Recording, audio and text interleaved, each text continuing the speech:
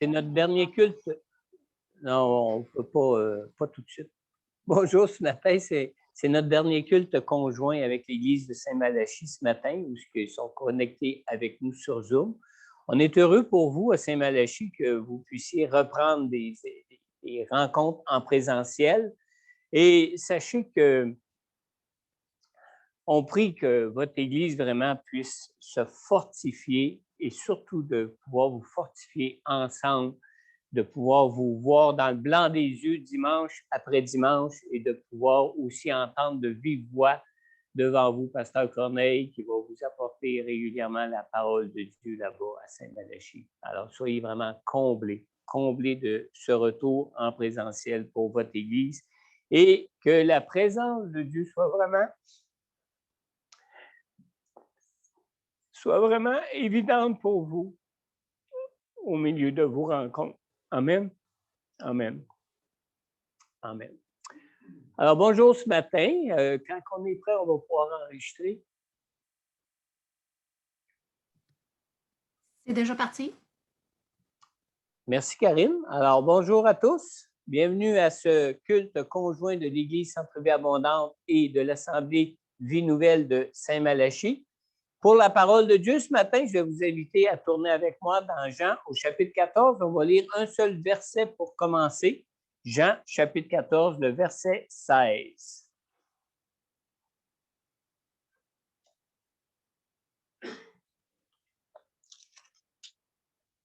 On lit ici au verset 16 dans l'Évangile de Jean, au chapitre 14, un verset qu'on a vu déjà il y a plusieurs semaines dans mes premières prédications sur cette série sur la personne du Saint-Esprit, où ce que Jésus dit ici, « Quant à moi, je prierai le Père et il vous donnera un autre défenseur afin qu'il reste éternellement avec vous. » Croyez-le ou non, j'ai intitulé ma prédication ce matin « Les souffrances du Saint-Esprit ».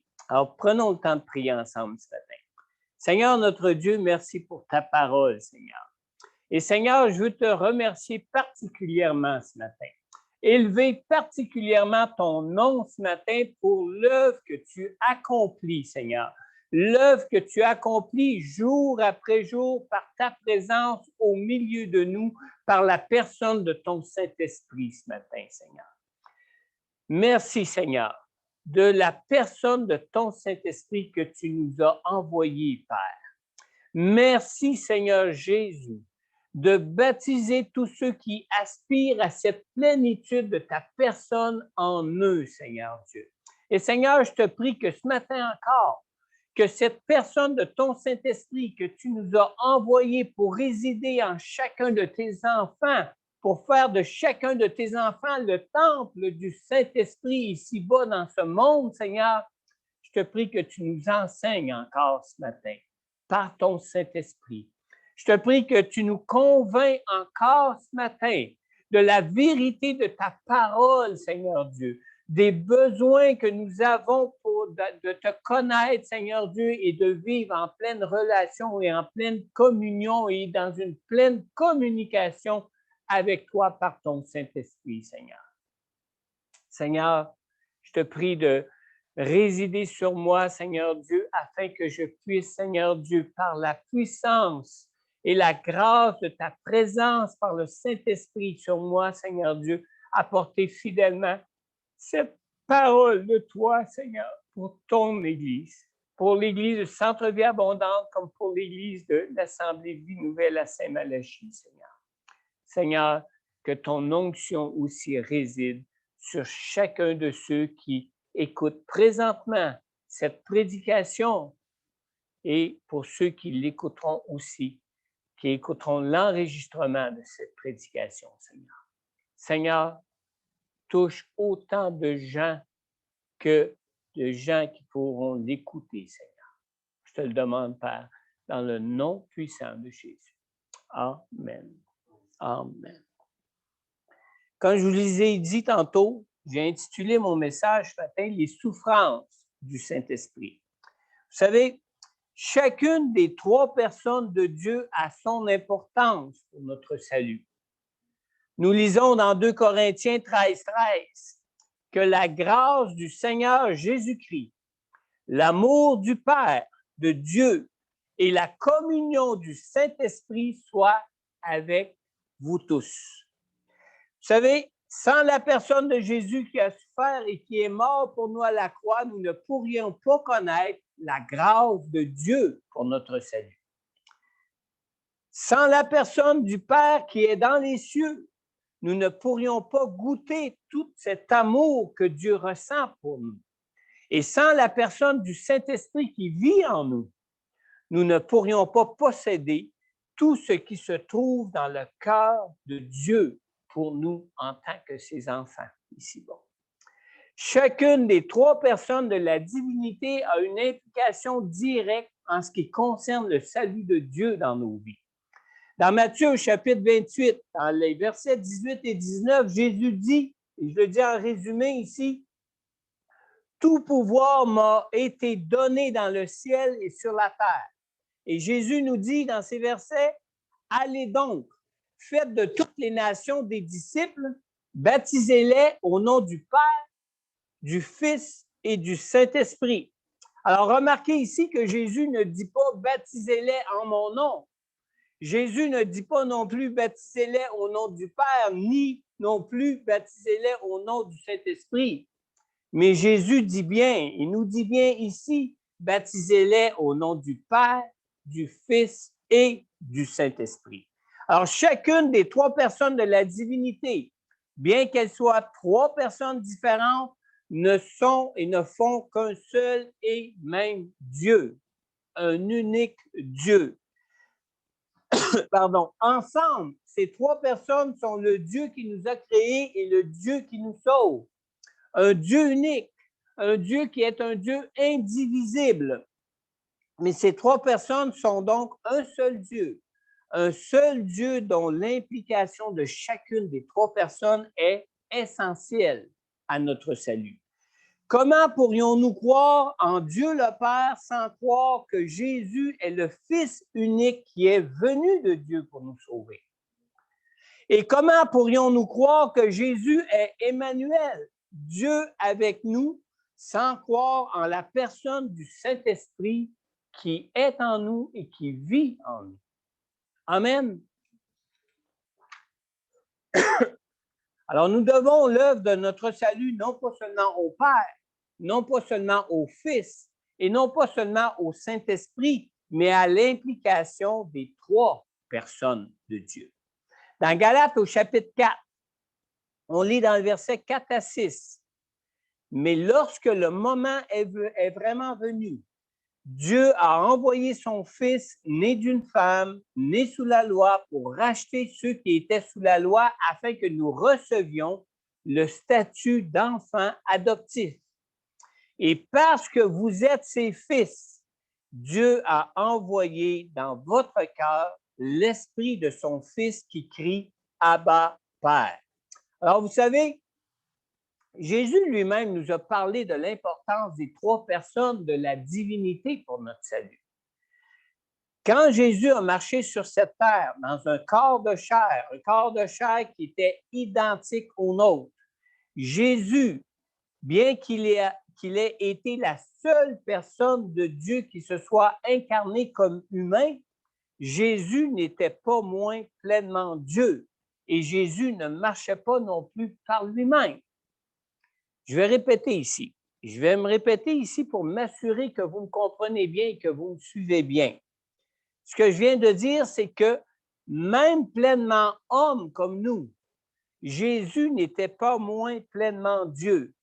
Et Jésus ne marchait pas par lui-même dans cette vie, même s'il était quand même pleinement Dieu. Dans Jean, au chapitre 14 et au verset 10, quand Philippe a dit à Jésus, « Montre-nous le Père », Jésus lui a répondu, « Ne crois-tu pas que je suis dans le Père et que le Père est en moi? Les paroles que je vous ai dites, je ne les dis pas de moi-même. C'est le Père qui vit en moi qui fait lui-même ses œuvres. » Aussi, dans l'Évangile de Jean, au chapitre 1, dans le verset 32 et le verset 34, on lit ceci. « Jean rendit aussi ce témoignage. Ici, on parle vraiment de Jean-Baptiste. Il ne faut pas mélanger avec l'auteur de l'Évangile de Jean. On parle de Jean le Baptiste qui a rendu ce témoignage en ce qui concernait Jésus. Alors, on lit, Jean rendit aussi ce témoignage.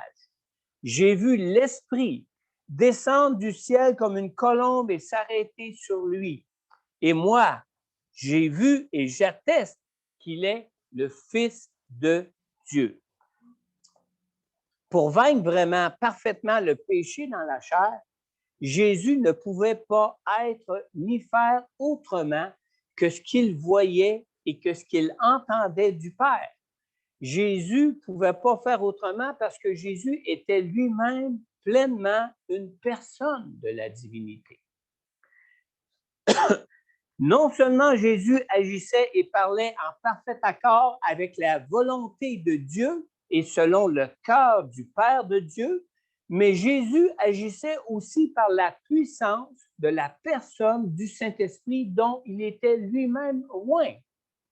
Et ça nous donne vraiment une image complète de notre besoin de Jésus pour être en relation, en communion, réconcilié avec Dieu le Père dans le ciel, un besoin de la personne du Saint-Esprit pour marcher en conformité à la volonté de Dieu dans notre vie ici-bas sur terre, comme Jésus l'a fait lui-même, même s'il était pleinement et parfaitement Dieu lui-même et qu'il aurait pu agir de par lui-même.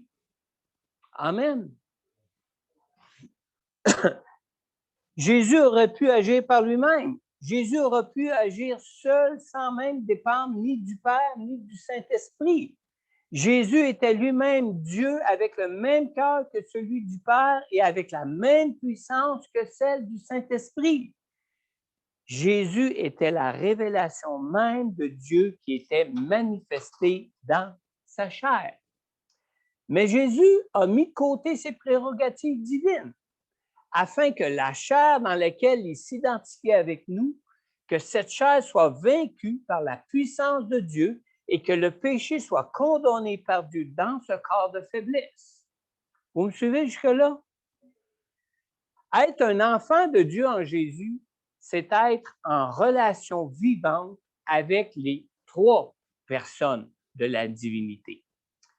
Darrell Johnson, dans son livre qui s'intitule « Rendez-vous avec la Trinité, notre communauté première », Darrell Johnson explique ceci, et ça, je ramène ça juste en résumé. Ce n'est pas seulement une citation de M. Johnson que je rapporte ici.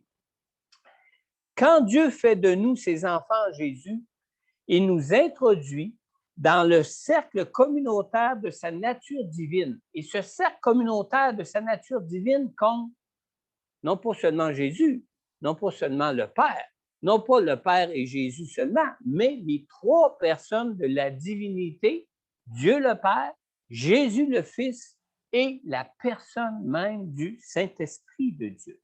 Amen.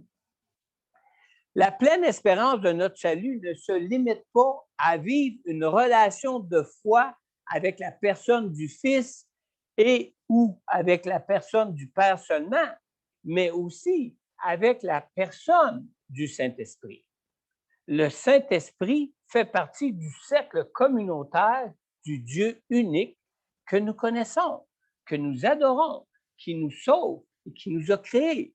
Amen. Dans Jean 14, 1, le soir de son dernier repas, avant d'être arrêté pour être livré à la croix, Jésus a dit « Que votre cœur ne se trouble pas. Croyez en Dieu, croyez aussi en moi. » Mais nous lisons aussi un petit peu plus loin dans le même chapitre, dans Jean chapitre 14, dans le verset 16, première partie du verset 16 et au verset 17, Jésus a ajouté ceci. Il a dit aussi, « Quant à moi, je prierai le Père et il vous donnera un autre défenseur. » Cette troisième personne de Dieu qui fait partie de ce cercle communautaire de l'unique Dieu que nous adorons. Un autre défenseur, l'Esprit de la vérité, que le monde ne peut pas accepter parce qu'il ne le voit pas, il ne le connaît pas. Mais vous, Vous le connaissez car il reste avec vous et il sera en vous. Amen. Alors, pour notre salut, notre relation de foi avec Dieu ne se limite pas seulement avec la personne de Jésus ou avec la personne du Père, mais notre foi en Dieu comprend aussi et inclut aussi la personne du Saint-Esprit. Et c'est celui avec qui nous sommes en relation constante depuis que nous avons accepté Jésus dans notre vie. Amen. Donc, non seulement nous devons progresser dans cette vie ici-bas en croyant au Père et au Fils, mais aussi en croyant en la personne du Saint-Esprit qui nous est accordée pour demeurer en nous, pour demeurer avec nous. Alors, tout comme le Père est une personne, et tout comme Jésus le Fils est aussi une personne, le Saint-Esprit de Dieu est aussi une personne de la divinité. Bien que le Saint-Esprit soit celui qui libère la puissance surnaturelle de Dieu dans ce monde, le Saint-Esprit est avant tout une personne au même titre que Jésus et au même titre que le Père aussi est une personne. Dans Acte 8, Jésus dit, « Mais vous recevrez une puissance lorsque le Saint-Esprit viendra sur vous et vous serez mes témoins. » Lorsque le Saint-Esprit vient sur nous, nous ne sommes pas simplement revêtus d'une force surnaturelle, d'une force impersonnelle venant de Dieu. Mais lorsque nous sommes revêtus de la puissance surnaturelle de Dieu, c'est la personne du Saint-Esprit qui est avec nous, c'est la personne du Saint-Esprit qui réside en nous qui est là. Lorsqu'on assiste à des tours de force qui sont exécutés par des individus qui ont des muscles super développés, vous avez déjà vu des prestations de musculature de gens qui lèvent des haltères ou qui font des tours de force extraordinaires, ça a été déjà très populaire ici au Québec.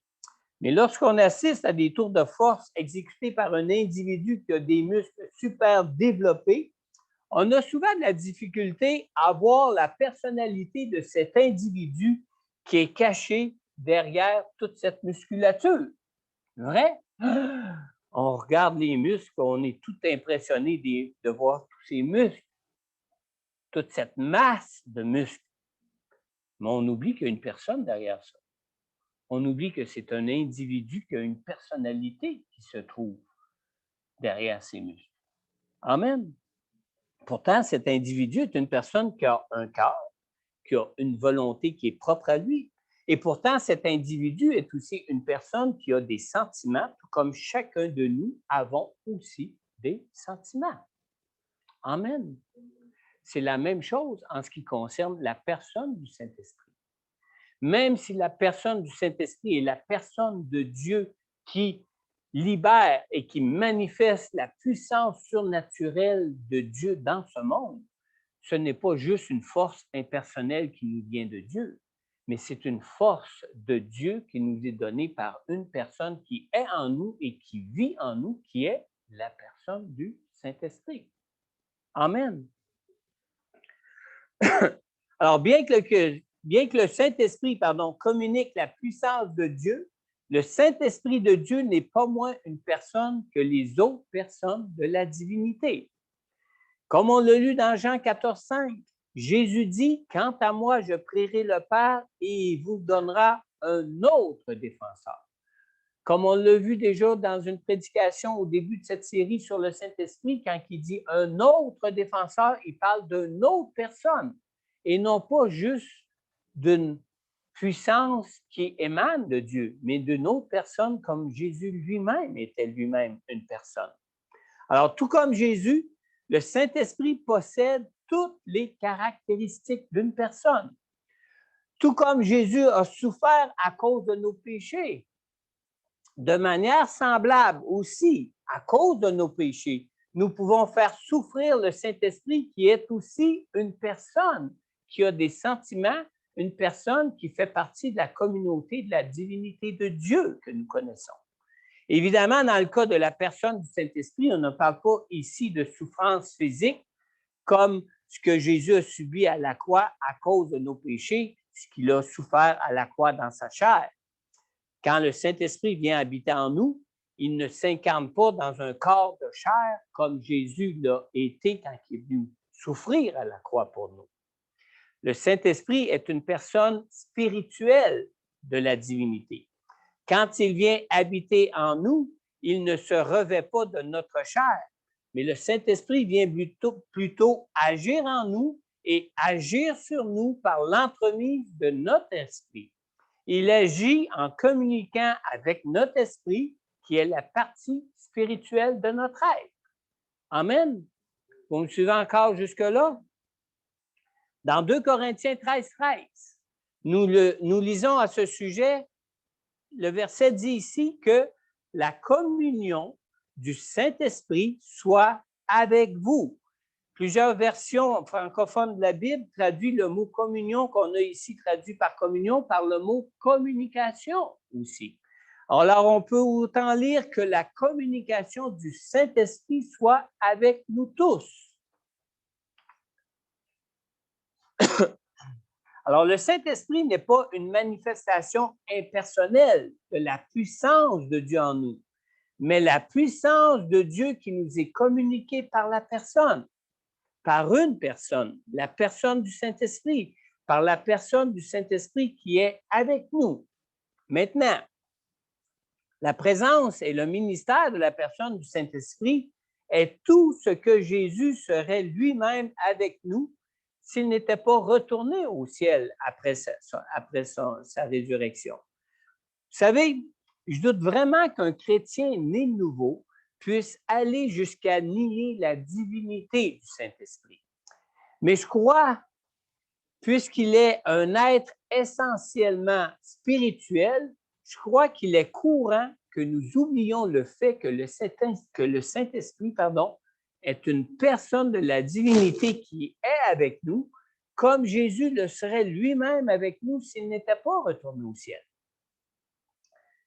Vous savez, il existe des conséquences désolantes pour ceux qui manquent d'honorer le Saint-Esprit comme une personne de Dieu qui nous a été envoyée du ciel pour nos vies. Considérer le Saint-Esprit comme une personne ou comme un enthousiasme qui viendrait de Dieu qui se trouve au ciel plutôt que comme une personne divine qui se trouve en nous, inflige au Saint-Esprit des souffrances qui peuvent même le pousser à nous retirer ses faveurs. Le Saint-Esprit n'est pas une personnification des qualités de Dieu, comme Cupidon est une personnification de l'amour. On connaît tous Cupidon, hein? Éphésiens 4,30 nous dit « N'attristez pas le Saint-Esprit de Dieu, par lequel vous avez été marqués d'une empreinte pour le jour de la libération. » Alors, le Saint-Esprit est une personne divine qui entend, qui parle et qui agit. Tout comme Jésus a pu pleurer et tout comme Jésus a pu tressaillir de joie, le Saint-Esprit peut aussi tressaillir de joie. Mais le Saint-Esprit mais il est aussi possible de blesser la personne du Saint-Esprit et de l'attrister. Dans 1 Thessaloniciens, on lit aussi dans le chapitre 5, dans le verset 19 et 20, nous lisons ici « N'éteignez pas l'esprit, ne méprisez pas les prophéties. » Alors, on voit ici que l'extinction du feu de l'esprit est attribuée au fait de mépriser et au fait de rejeter des manifestations des dons du Saint-Esprit. L'absence des manifestations spirituelles à travers les croyants ne concerne pas la personne même du Saint-Esprit, mais l'absence des manifestations du Saint-Esprit concerne plutôt et uniquement le croyant lui-même, c'est-à-dire chacun de nous. Depuis le jour de la Pentecôte, vous savez, la personne du Saint-Esprit est continuellement à l'œuvre pour agir dans la vie des croyants et pour agir à travers les croyants. Depuis le jour de la Pentecôte. Et le Saint-Esprit n'est pas des personnes comme nous qui peuvent se fatiguer. Le Saint-Esprit est un être spirituel qui est constamment à l'œuvre depuis le jour de la Pentecôte. Et nous voyons seulement deux choses qui peuvent stopper ou entraver les manifestations du Saint-Esprit pour le bien des croyants dans la parole de Dieu. Dans Éphésiens 4,30 qu'on vient de lire, qui dit « N'attristez pas le Saint-Esprit par lequel vous avez été marqués d'une empreinte pour le jour de la libération. » Alors, quand on parle de « n'attristez pas le Saint-Esprit », ne pas attrister la personne du Saint-Esprit, c'est une responsabilité qui relève du croyant. Dieu ne parle pas au Saint-Esprit ici en disant « ne te laisse pas attrister par le croyant ». Mais Dieu s'adresse ici aux croyants en nous disant « n'attristez pas le Saint-Esprit ». Attrister, c'est un mot qui fait partie du vocabulaire de l'amour. Pardon. Dans Romains 15,30, on lit ici « Je vous en supplie, frères et sœurs, par notre Seigneur Jésus-Christ et par l'amour de l'Esprit, combattez avec moi en adressant à Dieu des prières en ma faveur. » Alors, on lit bien ici, par l'amour de l'Esprit, combattez avec moi en adressant à Dieu des prières. Le Saint-Esprit est une personne qui aime comme Jésus lui-même nous a aimés. Et comme Jésus nous a aimés pour combattre dans la prière pour nous, pour notre salut, nous pouvons aussi, par l'amour du Saint-Esprit, combattre dans la prière en faveur des autres. Vous savez, nous pouvons frustrer, nous pouvons irriter une personne qui n'éprouve aucune affection pour nous. Et ça se fait même couramment dans la vie de chaque jour. Mais nous ne pouvons attrister qu'une personne qui nous aime. Si on peut attrister quelqu'un, ça va être quelqu'un qui a de l'amour pour nous. Alors, le Saint-Esprit est une personne qui nous aime du même amour que Jésus lui-même nous aime. On peut savoir ce qui peut attrister le Saint-Esprit dans nos vies en examinant ce qui le décrit en tant que personne qu'on peut trouver dans la Bible. Par exemple, dans Jean au chapitre 14, le verset 17 dit que l'Esprit est un esprit de vérité. Alors, de ce fait, tout ce qui est faux, tout ce qui est mensonger, tout ce qui manque d'intégrité sont des choses qui attristent la personne du Saint-Esprit. Amen. Dans 2 Corinthiens 4,13, 2 Corinthiens 4,13 dit qu'il est l'esprit de foi. Alors, les doutes, le manque de confiance, les inquiétudes et les soucis sont aussi des choses qui attristent la personne du Saint-Esprit dans notre relation avec Dieu. Dans Hébreux 10, 29, le verset de Hébreux 10, 29 nous dit ici qu'il est l'esprit de la grâce. L'esprit de la grâce. Pardon. Tout ce qui peut être dur en nous, tout ce qui peut être amer de nous ou sans pitié de notre part, sont aussi des choses qui peuvent attrister aussi la personne du Saint-Esprit. Dans Romains 1,4, Romains 1,4 dit qu'il est l'esprit de sainteté. Ainsi, tout ce que nous pouvons toucher ou faire qui soit impur ou qui nous souille attriste la personne du Saint-Esprit. Maintenant, quand on regarde tout ça, que se passe-t-il lorsque nous attristons le Saint-Esprit? Le Saint-Esprit est la personne divine qui nous communique la joie et la paix de Dieu, n'est-ce pas? Lorsque je commets une faute, lorsque je commets une désobéissance à ce que je sais que Dieu veut pour moi, la communication avec le Saint-Esprit s'arrête. L'action du Saint-Esprit dans ma vie est interrompue à cause de mes fautes qui sont venues l'attrister.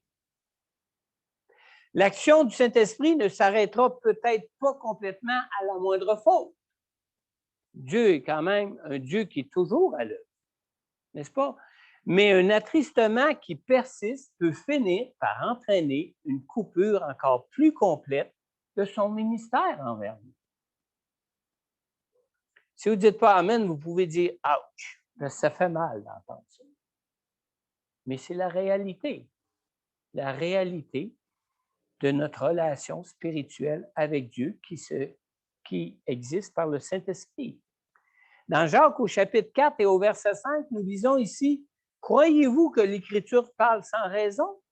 C'est avec jalousie que Dieu aime l'Esprit qui habite en nous. » Alors, l'Esprit que Dieu fait habiter en nous désire avec jalousie notre cœur tout entier et à tout moment et à chaque occasion de notre vie. Le croyant a aussi la responsabilité de veiller à ne pas éteindre l'Esprit de Dieu en lui.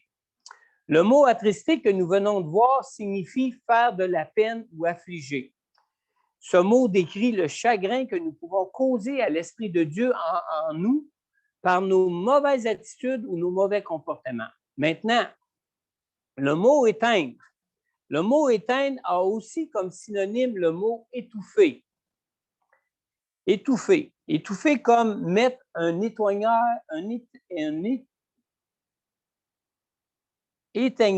éteignoir sur une bougie. Anciennement, on connaissait beaucoup des éteignoirs pour éteindre des bougies parce qu'on s'éclairait à la bougie avant d'avoir Hydro-Québec ici au Québec, n'est-ce pas? Alors, le mot éteindre a aussi comme synonyme le mot étouffer, comme mettre un éteignoir sur une bougie.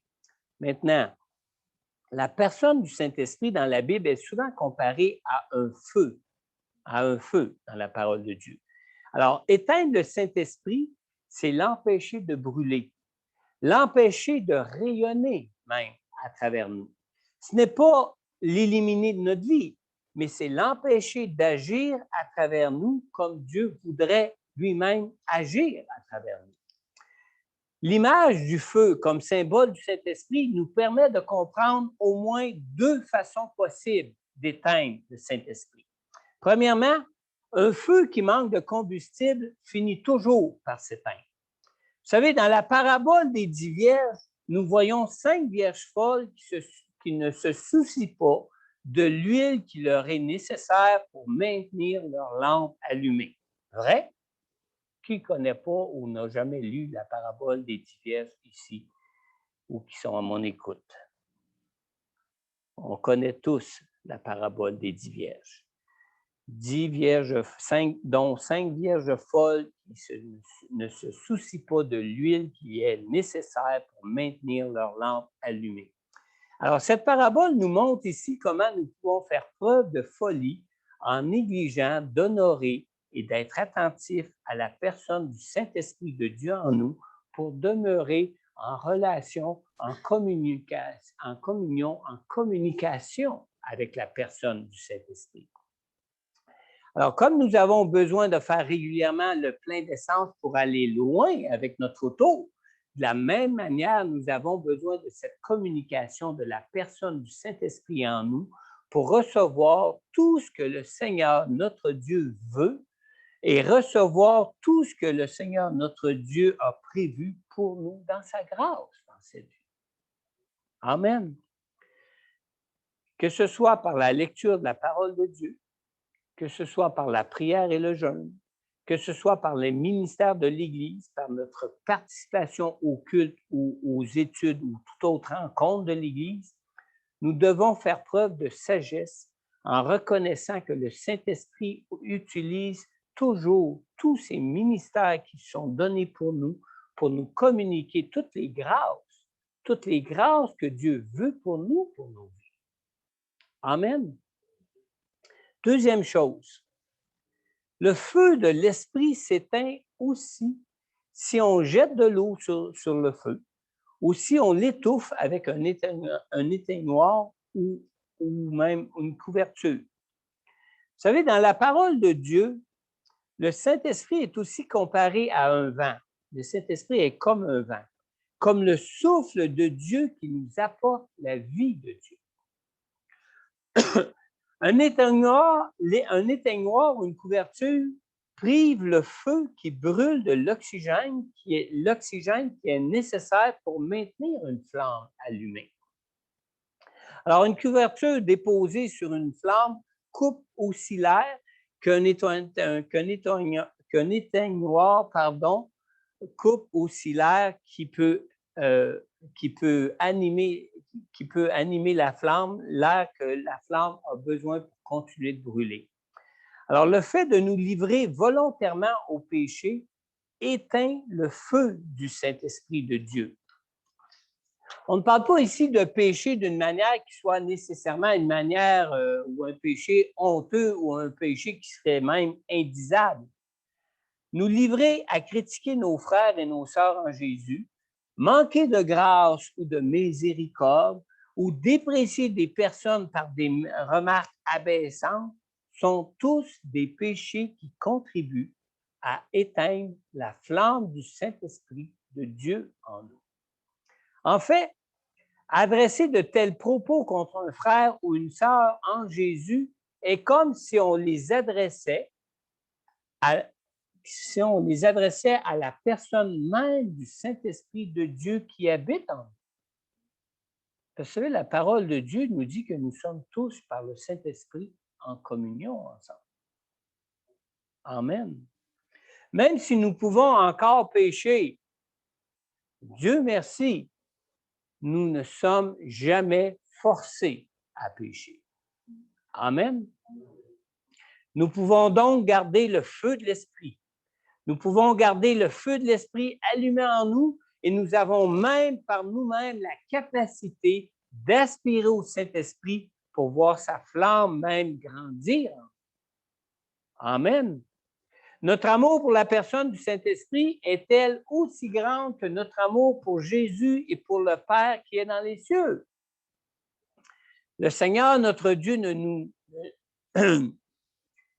Le Seigneur, notre Dieu, ne nous demande pas seulement de ne pas attrister la personne du Saint-Esprit et de ne pas éteindre la flamme du Saint-Esprit de Dieu en nous, mais la parole de Dieu nous dit aussi d'y aspirer, d'aspirer au Saint-Esprit.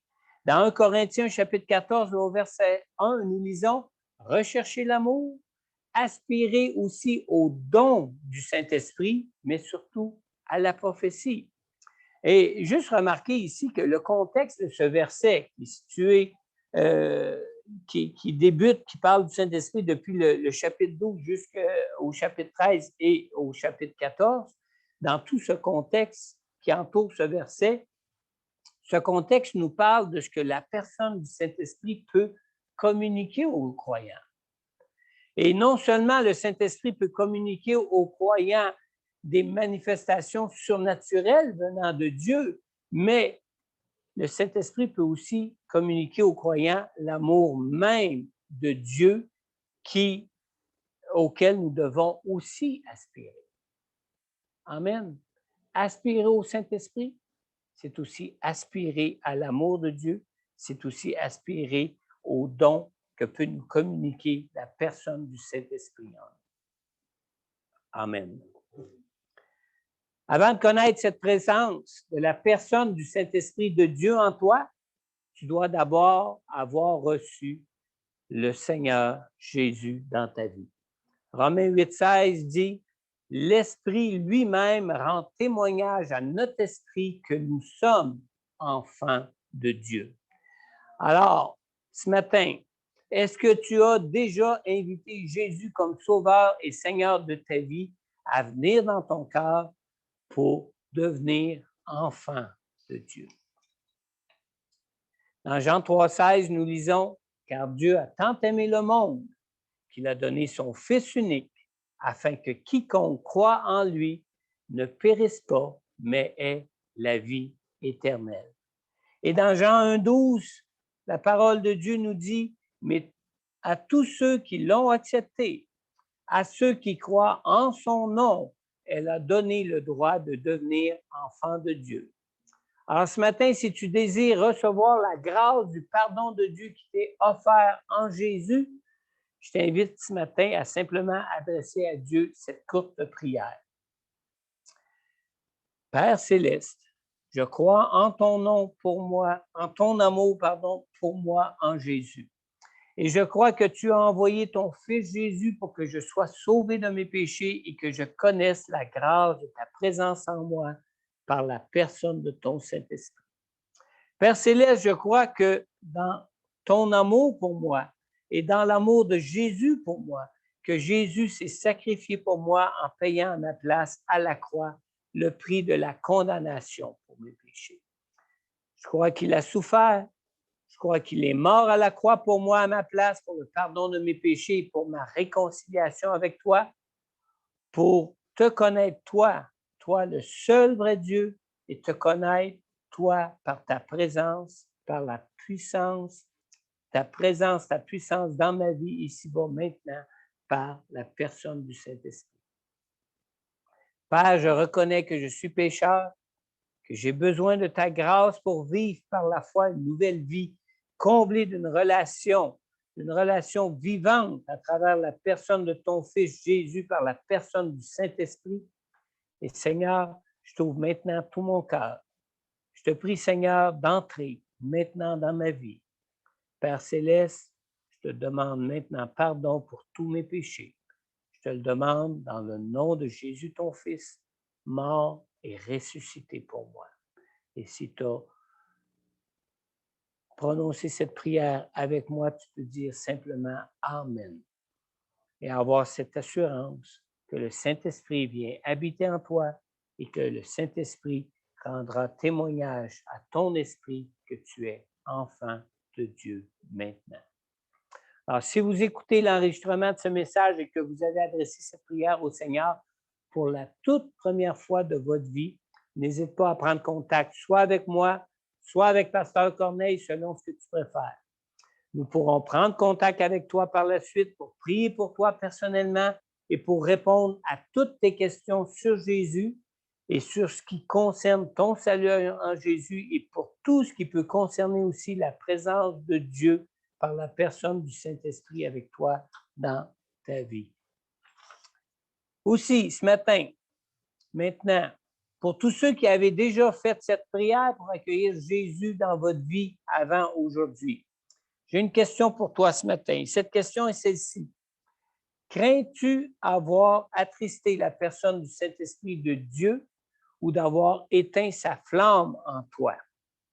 Si tu aimerais que l'on prie pour toi à ce sujet, ou si tu te poses des questions à ce sujet, n'hésite pas à prendre contact avec moi ou avec Pasteur Corneille pour en parler avec l'un de nous ou pour qu'on puisse aussi prier pour toi. Alors, une fois que cet enregistrement sera terminé, ceux qui sont ici présents à l'Église pourront s'avancer pour qu'on puisse prier pour vous.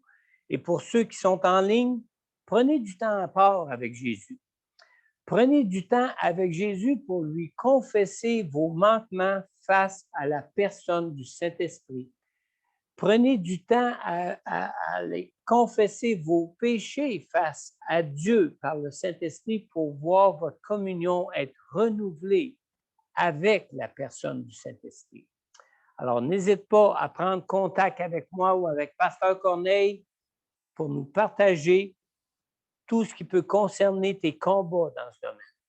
Et soyez comblés en Jésus de toutes les grâces de Dieu pour vos vies. Et sur ce, je vous dis bonne semaine. Et n'oubliez pas, dimanche prochain, 20 juin, l'Assemblée Nouvelle Vie recommence leur culte en présentiel à l'église de Saint-Malachie. Et l'heure du culte débutera pour eux à 10h30. Et l'heure du culte ici pour nous à Montmagny débutera à partir de dimanche prochain, le 20 juin, à partir de 9h30. On vous y attend. Je vais inviter Myriam à nous conduire maintenant dans un dernier chant de louange et d'adoration.